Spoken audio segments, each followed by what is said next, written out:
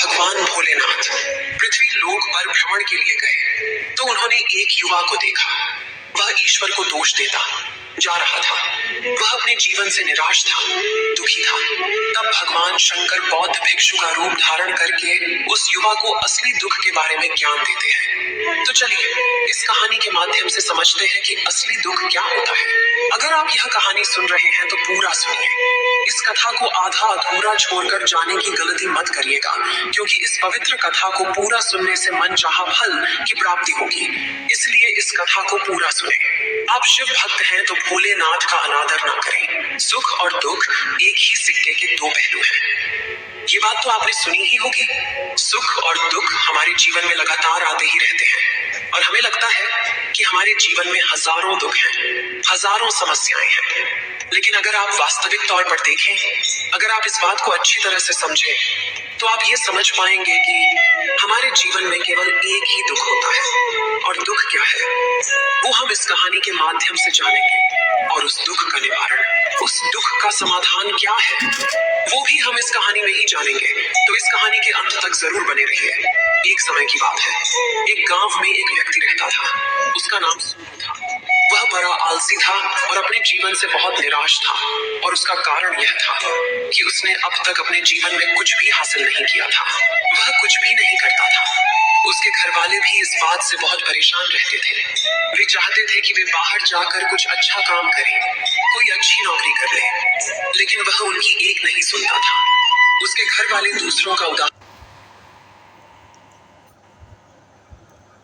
देकर उसे ताने मारते थे, उसे तरह तरह की बातें कहते थे, लेकिन उसे कोई फर्क नहीं पड़ता था। जबकि उसके सारे मित्र कामयाब हो चुके थे। कोई अच्छा व्यापार कर रहा था तो कोई अच्छी नौकरी कर रहा था, जिस कारण जब भी वो लोग मिलते तो वे लोग अपनी बढ़ चढ़कर बड़ाई किया करते। लेकिन सोनू कुछ नहीं करता था, जिस कारण जब भी कोई उससे पूछता कि तुम क्या कर रहे हो, तो वह कुछ नहीं कह पाता। उसे यह कहने में बहुत शर्म महसूस होती थी कि वह कुछ नहीं करता। वो हमेशा सबसे केवल एक ही बात कहता था कि मैं कोशिश कर रहा हूँ। लेकिन उसकी कोशिशों का कोई भी फल किसी को नजर नहीं आ रहा था। देखते ही देखते अब ऐसा समय आ चुका था कि सोनू सभी से मुंह छिपाता फिरता, ताकि कोई उसे यह न पूछ ले कि तुम क्या करते हो, जिस कारण वो कभी किसी के सामने भी नहीं आता था। धीरे धीरे उसका मन दुखी होने लगा था। वह बहुत निराश रहने लगा था। उसे अब ऐसा प्रतीत होता था मानो वह इस धरती पर बोझ है, जिस कारण वो अपने आप को बहुत अकेला महसूस करता, बहुत तन्हा महसूस करता। एक दिन तो उसके मन में ये भी विचार उत्पन्न होने लगे कि मेरे हाथों में कुछ नहीं है तो मैं क्या कर सकता हूँ। अकेले बैठकर वह रोता रहा और भगवान को दोष देता रहा। एक दिन छुपता छुपाता वह घर से निकलकर कहीं जा रहा था। तभी उसने रास्ते में देखा कि एक बौद्ध भिक्षु लोगों को प्रवचन दे रहे हैं और प्रवचन में वह दुख की बातें कर रहे हैं। सोनू कुछ देर के लिए अपना मुंह छुपाकर वहीं पर खड़ा हो गया ताकि उसे कोई देख न ले, और चुपचाप वह उन भिक्षु की बातें सुन रहा था। बौद्ध भिक्षु सभी को प्रवचन में कह रहे थे कि दुख हमारा सबसे बड़ा साथी है। हमें दुख अपने जीवन के बारे में समझाता है और हमें सही जीने का तरीका बताता है। ये हमारे गुरु की तरह है जिससे हमें सीखना चाहिए। आप चाहें तो अपने जीवन में अपने दुखों को अपना गुरु बना सकते हैं और उससे सीख सकते हैं, या फिर आप चाहें तो अपने दुखों पर बैठकर रो सकते हैं, लेकिन इससे आपको कोई लाभ नहीं मिलेगा, बल्कि आप दिन ब दिन और कमजोर होते जाएंगे, निराश होते जाएंगे। सोनू छुप छुप कर उन बौद्ध भिक्षु की ये सारी बातें सुन रहा था। जैसे ही उपदेश खत्म हुआ, वह उन बौद्ध भिक्षु के पास पहुंचा।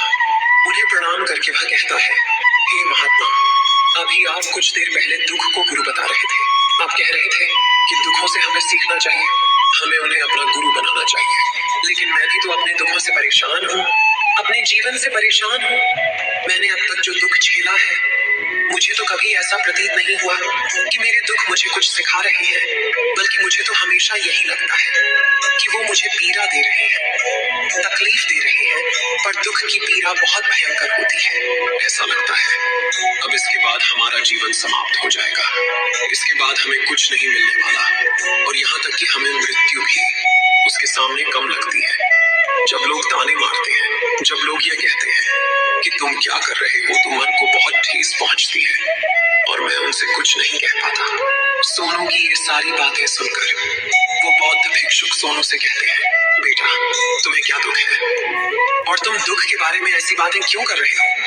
सोनू ने अपने ऊपर बीती हुई सारी बातें उन बौद्ध भिक्षु को बता दी और कहने लगा, हे महात्मा, क्या आपके पास मेरे दुख का कोई समाधान है? सोनू की यह बात सुनकर वो बौद्ध भिक्षु मुस्कुराने लगे और सोनू से कहते हैं, बेटा जब तुम्हारे जीवन में कोई असली दुख आए तब तुम मेरे पास आना, मैं इसका समाधान तुम्हें अवश्य बताऊंगा। उन बौद्ध भिक्षु की यह बात सुनकर सोनू थोड़ा सा अचरज में पड़ गया। उसे यह समझ नहीं आ रहा था कि क्या उसने अब तक जो दुख झेला है वह असली दुख नहीं है। उसने जो अब तक पीड़ाएं सही हैं, जो ताने सहे हैं, जो तकलीफें उठाई हैं, क्या वह असली दुख नहीं है?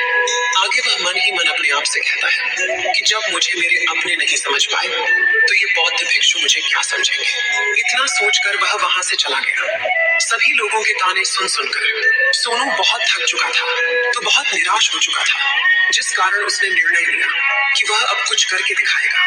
उसने अपने पिता से थोड़ा सा रुपया लिया और उस रुपया से उसने एक व्यापार शुरू किया। उसके पिता बहुत खुश थे कि कम से कम मेरा बेटा कुछ करने का प्रयास तो कर रहा है, लेकिन उसे व्यापार में कोई सफलता नहीं मिल रही थी, जिस कारण वो बहुत ही हताश हो चुका था।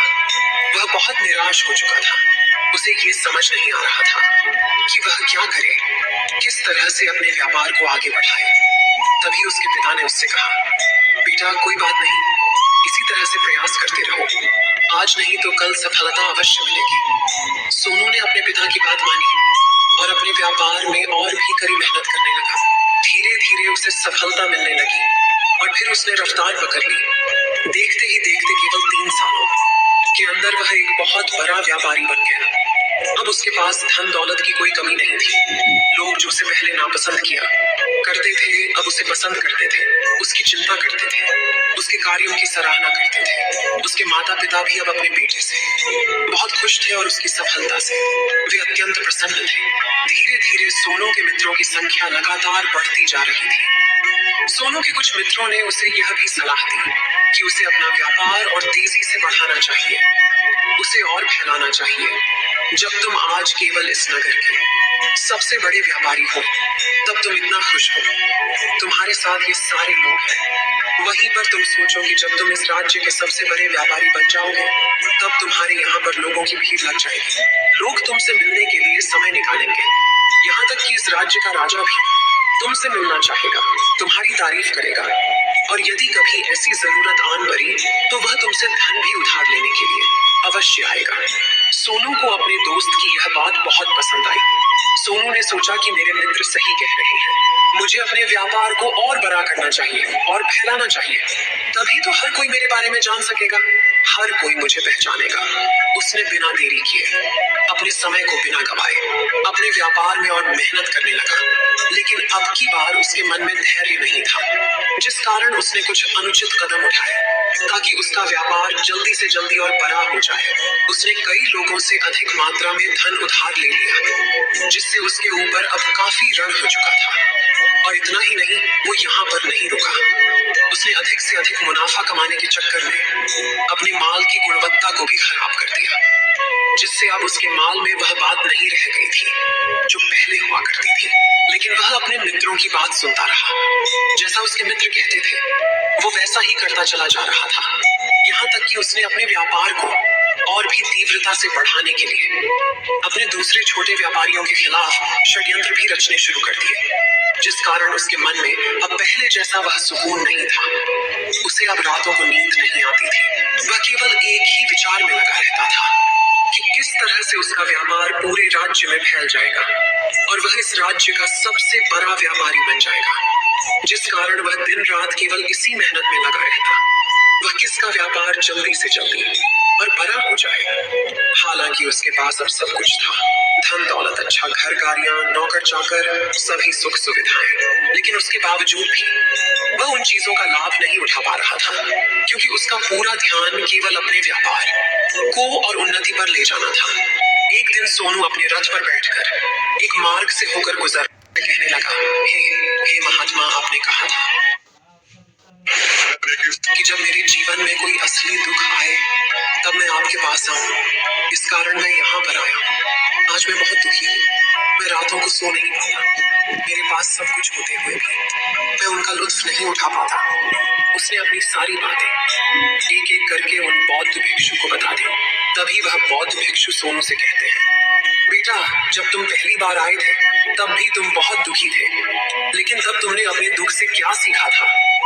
इसके जवाब में सोनू उन बौद्ध भिक्षु से कहता है, हे महात्मा, जब मैं अपने जीवन में कुछ नहीं कर पा रहा था तब मैंने अपने दुखों से यह सीखा था कि केवल सोचने मात्र से कुछ नहीं होगा। उसके लिए हमें कुछ करना भी पड़ेगा, और केवल कोई कर्म करना ही हमें सफल नहीं बनाता, बल्कि उस कर्म को उसके अंजाम तक पहुंचाना हमें सफल बनाता है। फिर चाहे रास्ता कैसा भी हो, फिर चाहे परिस्थितियां कैसी भी क्यों ना हो, फिर चाहे कितनी ही बाधाएं आपके रास्ते में क्यों ना आ जाएं, चाहे ऐसा क्यों ना लगने लगे कि अब आपके जीवन में कुछ नहीं बचा और आप कुछ नहीं कर सकते, तब भी हौसला बनाए रखो, उम्मीद न छोड़े और अपने कार्य पर डटे रहो, यह सोचकर कि जब तक मैं अपने कार्य को सफल नहीं कर लेता, जब तक मैं अपने लक्ष्य तक नहीं पहुंच जाता, तब तक मैं इस कार्य को करता रहूंगा। मैं इस कार्य में अवश्य सफल होकर ही रहूंगा, जबकि बाकी लोग केवल सफल लोगों को महत्व देते हैं, उनके कर्मों को नहीं। सोनू की ये सारी बातें सुनकर वह बौद्ध भिक्षु मुस्कुराने लगे और इस सोनू से कहते हैं, बेटा, जब तुम्हारे जीवन में असली दुख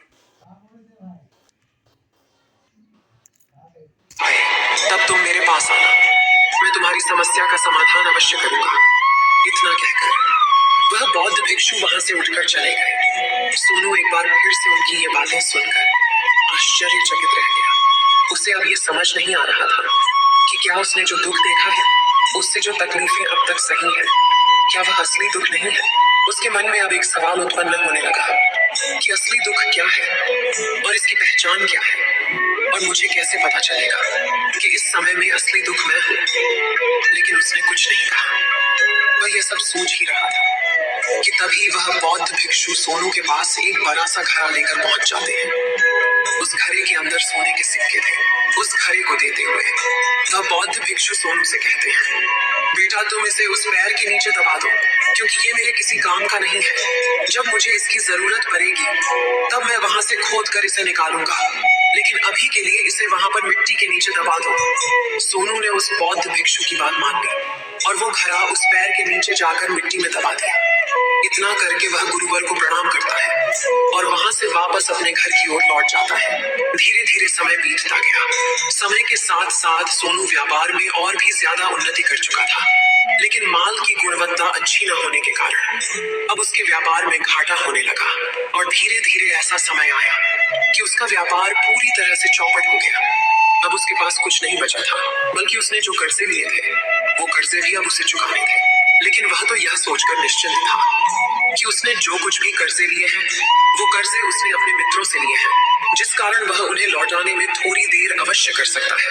वह तो यह सोच रहा था कि उसके मित्र उसका बुरे समय पर साथ देंगे, लेकिन सबसे पहले उसके मित्र ही उसे अपना कर्ज वापस लौटाने की मांग करने लगे। तब सोनू को एहसास हुआ कि कोई भी अपना नहीं है। उसने अपने मित्रों से उस कर्ज को लौटाने के लिए थोड़ी सी मोहलत मांगी, लेकिन सोनू के किसी भी मित्र ने उसे कर्ज लौटाने के लिए वो मोहलत नहीं दी, बल्कि वे लोग उसे जान से मारने की धमकी देने लगे। अपने मित्रों के मुंह से यह सब सुनकर सोनू बहुत ही आश्चर्यचकित रह गया।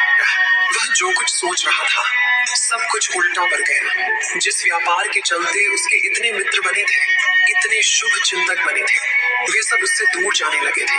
हर कोई उससे पीछा छुड़ाना चाहता था, कोई भी उसका साथ नहीं देना चाहता था। धीरे धीरे उसकी सारी संपत्ति नीलाम हो गई। अब उसके पास कुछ नहीं बचा था। वह सड़क पर आ चुका था। उसने हार मानकर अपने माता पिता से कहा, पिताजी, मेरी मदद कीजिए, मेरे ऊपर बहुत ऋण है, मुझे उसे लौटाना है, कृपा करके मुझे थोड़ा सा धन दे दीजिए। इस पर सोनू के पिता ने सोनू से कहा, बेटा, मेरे पास तो ले देकर बस यही एक छोटा सा घर है। अगर ये अभी मैं तुम्हें दे दूं, यदि मैं इसे भी बेच दूं, तो मैं और तुम्हारी माँ कहाँ रहेंगे? हमें भी दर दर की ठोकरें खानी पड़ेगी, हमें भी सड़कों पर भीख मांगनी पड़ेगी। ले देकर अब हमारे पास केवल यही संपत्ति बची है, इसलिए मैं तुमसे क्षमा मांगता हूँ। अपने माता पिता के मुख से यह सुनकर सोनू चुपचाप वहां से चला गया और मन ही मन वह सोच रहा था कि अब मेरे पास कुछ नहीं बचा। जो था वह तो सब लुट गया, बर्बाद हो गया। अब मैं जीकर क्या करूंगा? अब मेरे पास केवल एक ही रास्ता है जिससे मैं अपने कर्जदारों से अपना पीछा छुड़ा सकता हूँ। यह सोचता हुआ वह एक ऊंची पहाड़ी की ओर पहुंचा। वह पहाड़ी पर चढ़ता ही जा रहा था कि तभी उसे याद आया कि उन बौद्ध भिक्षु ने कहा था कि जब तुम पर असली दुख आए तभी तुम मेरे पास आना, मैं तुम्हारी समस्या का समाधान अवश्य करूंगा। यह सोचकर सोनू के मन में एक बार फिर उम्मीद की। वह लहर दौड़ पड़ी।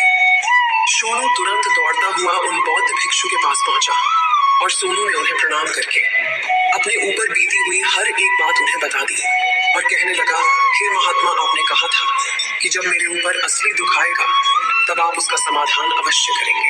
तभी वह बौद्ध भिक्षु सोनू की इस बात को सुनकर मुस्कुराने लगे और कहते हैं, बेटा, कहाँ है असली दुख? जब तुम्हारे जीवन में असली दुख आएगा तो मैं उसका समाधान अवश्य करूंगा। उन बौद्ध भिक्षु के मुख से यह सुनकर सोनू के सब्र का बांध टूट गया और सोनू ने उन बौद्ध भिक्षुओं से कहा, महात्मा, आखिरी असली दुख क्या होता है? क्या मैंने आज तक जो भी दुख झेला है, जो भी तकलीफें आज तक मैंने सही हैं, क्या ये दुख नहीं है? क्या इसे दुख नहीं कहते? तभी वो बौद्ध भिक्षु सोनू से कहते हैं, बेटा, पहले तुम मुझे ये बताओ कि तुमने अपने दुख से क्या सीखा है। इसका जवाब देते हुए सोनू उन बौद्ध भिक्षु से कहता है, हे महात्मा, मैंने तो यही देखा है कि जो लोग तुम्हारी तरक्की में तुम्हारा पीछा करते हैं, तुम्हारे साथ जुड़ते हैं, वो लोग तुम्हें अवश्य धोखा देंगे, क्योंकि ऐसे लोग बुरे समय पर तुम्हारा साथ नहीं देने वाले, बल्कि तुम्हारा फायदा उठाने का ही वह प्रयास करेंगे। इसलिए ऐसे लोगों पर भरोसा न करें, बल्कि जो लोग तुम्हारी असफलता के समय पर, तुम्हारे बुरे समय पर तुम्हारे साथ खड़े हैं, वही तुम्हारे असली मित्र हैं और वही तुम्हारे साथ रहते हैं। और ऐसे लोग तुम्हें बहुत कम मिलते हैं, और जिन्हें भी ऐसे लोग मिलते हैं उन्हें हमेशा उनकी कद्र करनी चाहिए। आगे सोनू उन बौद्ध भिक्षु से कहता है कि जब तुम कोई कार्य कर रहे हो तो उसे पूरी ईमानदारी से करो, धैर्य रखो, लालच न करो और अपने लक्ष्य तक पहुंचने के लिए किसी के लिए भी कोई षड्यंत्र न रचो।